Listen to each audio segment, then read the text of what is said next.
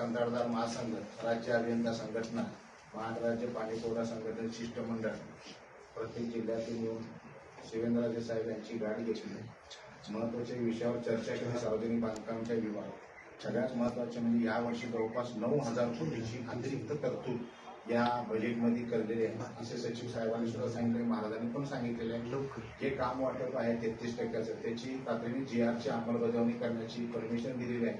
10 लाखाच्या आतील कामासंदर्भात शासन परिपत्रक काढायच्या मार्गावर आहे. जे कामं सध्या कंत्राटदाराचे अडकलेले आहेत त्यांना इथून पुढं बिना दंड मुदतवाढ 2027 पर्यंत देण्याची अत्यंत महत्त्वाची ही गोष्ट आज झालेली आहे. निधीबाबत साहेबांचा कायम प्रयत्न आहे. गेल्या वर्षभरात 22, 16, 20, 59ची जी प्रचंड मोठी बाकी होती ती साहेबांच्या प्रयत्नामुळे आज जवळपास नील झालेली आहे. याच पद्धतीने 50-54-03-04 त्याची सुद्धा बाकी येत्या 6 महिन्याच्या आत साहेब त्या लिमिटमध्ये आणतील. नवीन कामाच्या साठी सुद्धा साहेबांनी एक महत्त्वाची घोषणा केली की जे महत्त्वाचे आहे ते कामाची मंजुरी शासन स्तरावरती द्यावी.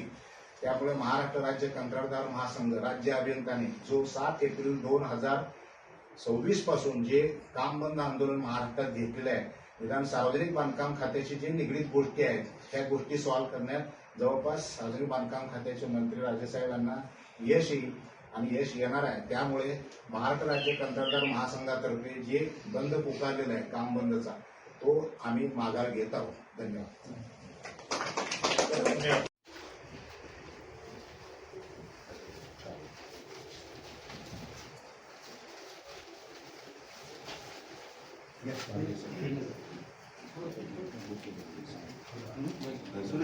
आहे सर.